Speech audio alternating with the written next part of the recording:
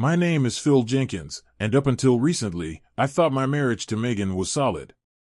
We'd been together 14 years, blessed with two great kids, Sarah and Todd, and shared a history that went back to our high school days. Megan was my high school sweetheart, the one girl who'd ever truly captured my heart, and I thought I'd be spending the rest of my life with her. But a few months ago, things started to shift. Megan had always been confident and driven, and I admired her ambition. Her job in insurance required some travel, but lately, her trips had increased, with conferences and overnight stays becoming more frequent. At first, I pushed my suspicions aside, telling myself I was being paranoid. After all, we'd been married for over a decade, with kids who meant the world to both of us. Yet, something in my gut told me things weren't right. Every time she left for a business trip, a gnawing feeling crept in, and I'd catch myself wondering why she seemed so enthusiastic about work events that used to bore her. And it wasn't just the trips. Her behavior had changed too. She'd come home, tired but distant, brushing me off when I asked about her day. When I'd bring up my concerns, she'd laugh them off, telling me I was being silly. She assured me she was just under stress, that her career required a certain level of dedication, and she loved me and the kids more than anything. But doubt had taken hold, and I couldn't shake it. When I found out Megan would be attending a conference nearby in Baltimore, I saw it as an opportunity to surprise her. Deep down, I needed to know if my suspicions were real or if I was just inventing problems where none existed. So, after arranging for the kids to stay with my mother, I set off on a 2-hour drive to the Marriott, determined to confront whatever lay ahead. What I didn't know was how much that evening would change my life, revealing secrets I'd never imagined. Arriving at the Marriott, I felt a mix of nerves and dread. Part of me hoped that Megan's distance was simply due to work stress and nothing more. I wanted to be wrong, to find her genuinely engaged in her job, unbothered by any personal drama. But the lingering doubt kept me moving forward, determined to see it through. I spotted her easily in the main conference room, laughing with a group of colleagues. She looked radiant, more put together than I'd seen her in months. As I watched her from a distance, something felt different. She seemed so at ease here, far more relaxed and engaged than when she was at home with me and the kids. I debated how best to approach her without causing a scene, deciding to play it casual. I walked over, making sure she saw me coming. The look on her face when our eyes met told me everything. For a brief second, there was something close to panic in her expression, but she quickly masked it with a surprised smile. "Phil, what are you doing here?" she asked, her voice a bit too high-pitched, as if she were trying to regain control. I shrugged, trying to keep things light. "Thought I'd surprise you. Wanted to see you in action at one of these big conferences you're always talking about." Her smile faltered for a moment, but she quickly recovered. "Oh, that's sweet of you," she replied, glancing around the room as though looking for an escape. We exchanged a few more pleasantries, but her body language told a different story. She was distant, fidgety, and her eyes kept darting to the entrance, almost as if she were waiting for someone. My heart sank as I began to realize that I might not be imagining things after all. In that crowded conference room, a painful truth started taking shape in my mind. Megan was hiding something, and I was getting closer to uncovering it. After our brief conversation in the conference hall, Megan excused herself, saying she needed to catch up with colleagues. I watched her disappear into the crowd, feeling a growing sense of dread. Something was off, and I knew it wasn't just my imagination. I decided to head back to our hotel room, hoping to clear my mind and collect myself. But when I walked through the door, I realized I wouldn't be getting any peace that night. On the nightstand, Megan's phone buzzed with a new message. She'd left it unlocked, something she never usually did, and I hesitated for only a moment before glancing at the screen. A message preview from someone named Kirk appeared, and with it, any lingering doubts I had evaporated. It read, "Can't wait to see you tonight. Last night was incredible." My heart pounded as I scrolled through their conversation, each message a gut-wrenching confirmation of the betrayal I'd been trying so hard to deny. They'd been meeting for months, using work trips as an excuse to spend time together, weaving a web of lies right under my nose. The affectionate words, the hidden plans, all of it felt like a punch to the gut. Megan had been living a double life, one that didn't include me or our family. I sat down heavily on the edge of the bed, the weight of the betrayal settling over me. In that moment, my entire world felt like it had come crashing down. The woman I trusted, the mother of my children, had been lying to me, leading a life I knew nothing about. It was a revelation that shattered me, but beneath the heartbreak, something else stirred, a resolve to confront this betrayal head-on. Sitting alone in that hotel room, I felt a mixture of heartbreak and rage that nearly overwhelmed me. But as the initial shock began to wear off, I realized I couldn't let this betrayal define me. I needed answers, and I needed them on my terms. Rushing to confront Megan now would give her the chance to twist the truth, to downplay what I'd seen. No, I had to be smart about this, to plan carefully. I went through her phone again, screenshotting every text, every call log, every small piece of evidence I could find. It hurt to see the affectionate messages, the playful plans she'd made with Kirk, knowing she'd never shown that same excitement with me. But I pushed down the pain, focusing on the task at hand. I needed a solid case, a way to confront her that left no room for denial. I left the hotel room and headed back to the conference hall, my mind racing with questions. How long had this been going on? Did Kirk know about me and our kids? Did he care? Every answer felt vital, every detail necessary for me to confront Megan and Kirk with the truth. As I walked through the conference venue, I began noticing the small details, how Megan seemed overly friendly with Kirk, how they'd disappear for long moments, the way her smile was a little too bright around him. My suspicions grew sharper, and with every observation, my resolve solidified. This wasn't just a fling. She'd risked everything we'd built together, everything we'd worked for, and she had to face the consequences. I left the conference that night with a new sense of purpose. I was going to collect every scrap of evidence I needed to build a case that would hold up against any excuse she could throw my way. This betrayal had cracked my world open, but I was determined to emerge from it stronger and to make sure she answered for every lie. Back at home, my mind was set. I wasn't going to act on impulse. I was going to play this smart, taking my time to gather all the proof I needed. I reached out to my closest friends, people who'd known Megan and me for years, people I could trust. I explained the situation, and though they were shocked, they quickly offered their support, agreeing to help me keep an eye on things when Megan was on her business trips. With their help, I set up surveillance around our home and took additional steps to track her whereabouts whenever she claimed to be at work conferences. It felt surreal, spying on my own wife, but I knew this was the only way to uncover the full scope of her deception. If she was determined to keep lying, I was going to be just as determined in exposing the truth. Over the next few weeks, every piece of evidence fell into place, each one more painful than the last. Friends would text me when they'd spot her with Kirk, sharing updates about their meetings and any suspicious behavior. I combed through bank statements, hotel receipts, and emails, adding them to the growing file that documented Megan's betrayal in brutal detail.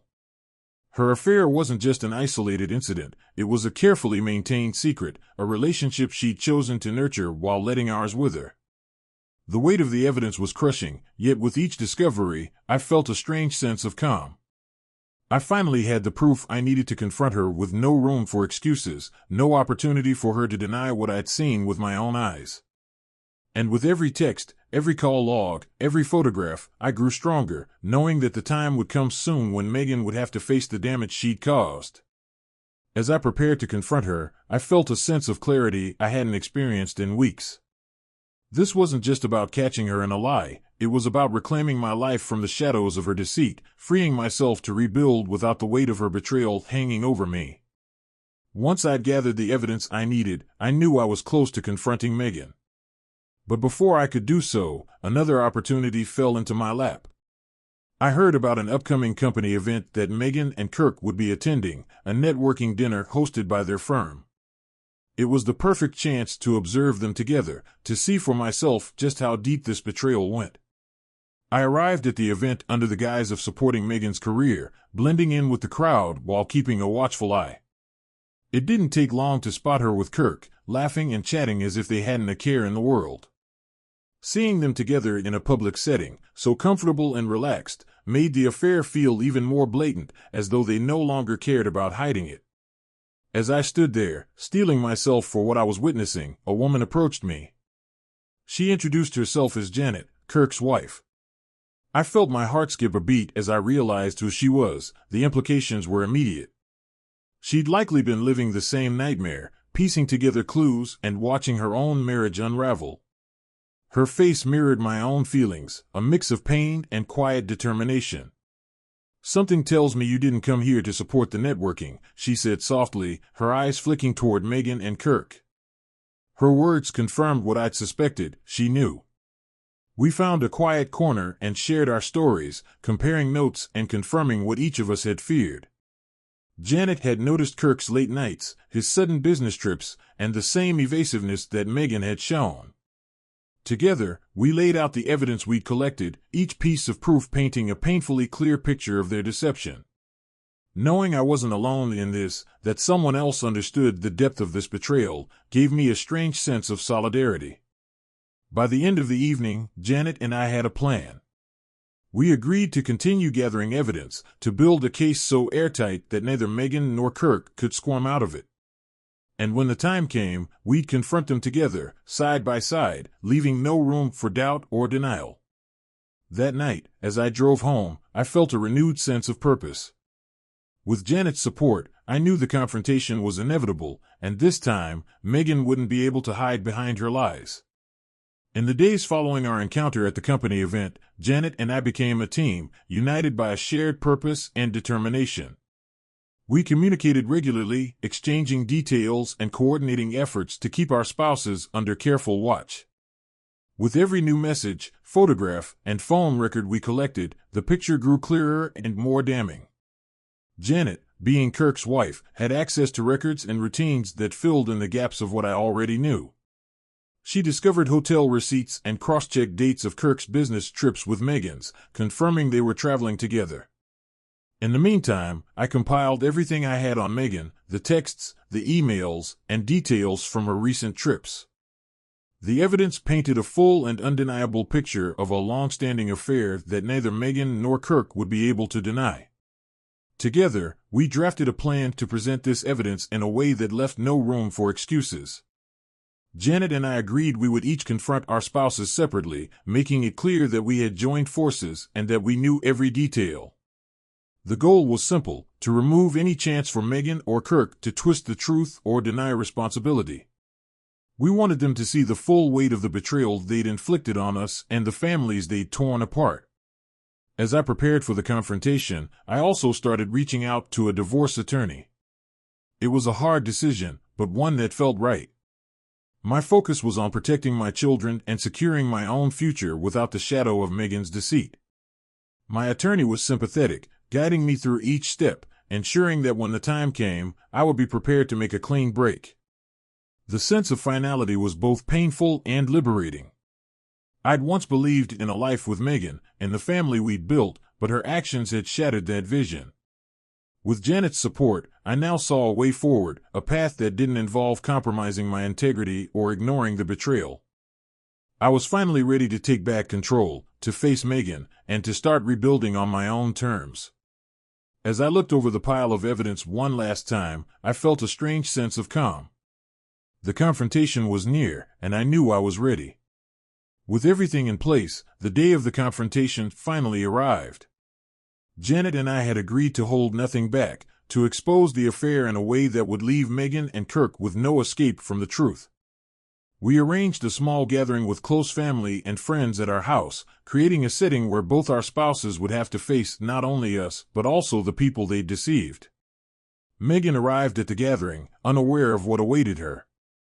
I watched her mingle with our family, greeting everyone with her usual warm smile, unaware that her double life was about to unravel in front of them all.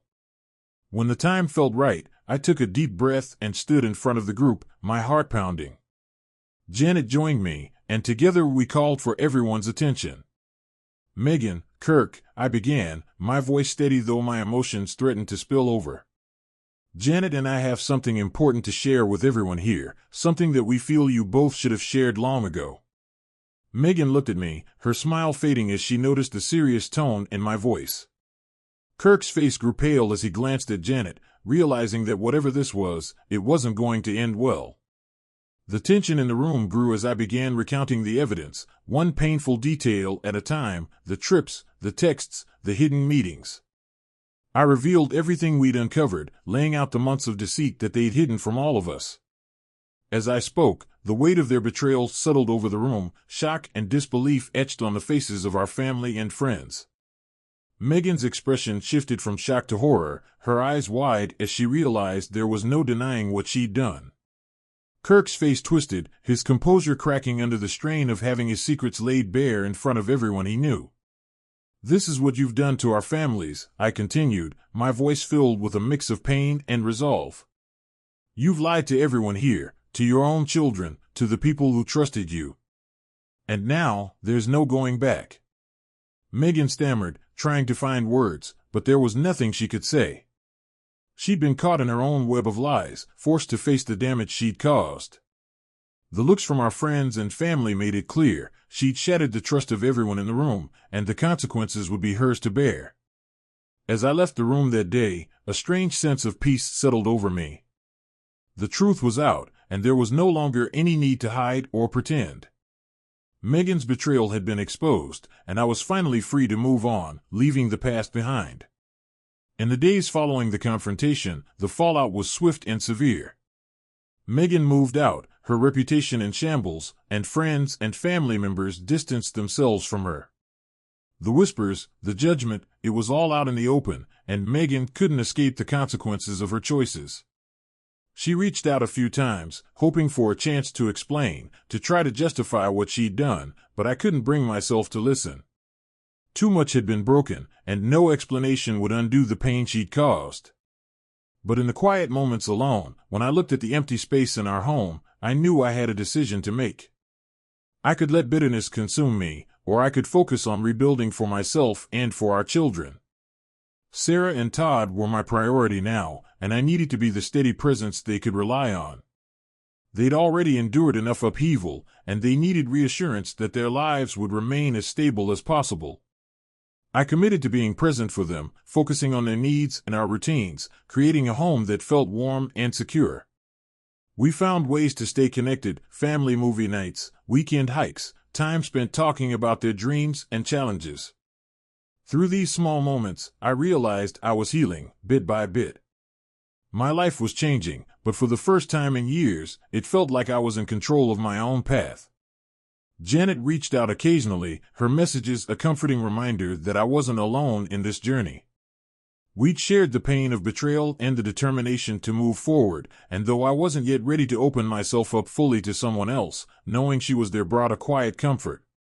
She, too, was focused on rebuilding, creating a life rooted in honesty and respect, a life I was beginning to see as possible for myself. As the weeks turned into months, I felt the weight of Megan's betrayal lessen, replaced by a sense of resilience I hadn't known before. I was no longer the man blindsided by lies. I was the father my children needed, a person who could face the future with strength and clarity. And as I looked forward, I knew that this journey, painful as it had been, was leading me to a place of true peace. Months had passed, and as each day rolled into the next, I found myself growing stronger. The pain and betrayal that had once defined my life became memories, scars I carried with me, but scars that no longer held me back. My home with Sarah and Todd had become a place of warmth and laughter again, a place where I could finally be myself. One evening, as I sat by the window watching the sunset, I thought of Janet. She'd been a quiet presence throughout this ordeal, someone who'd understood my pain without me having to explain it.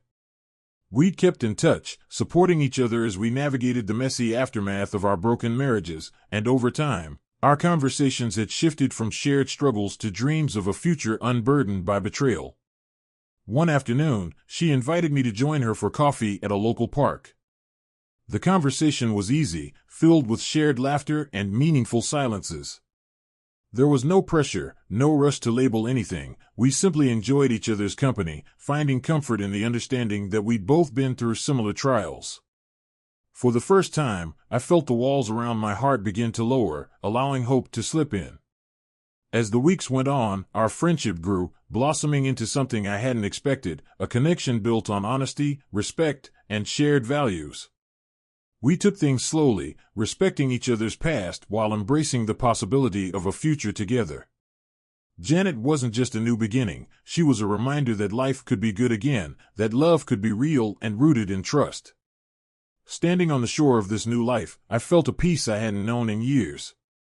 My journey had been filled with pain, but it had also led me to a place of strength and renewal. With Janet by my side, my children thriving, and a future bright with possibilities, I knew that I'd finally come full circle. I'd let go of the past, embraced the present, and opened myself to the future. For the first time in a long time, I was truly ready to live again.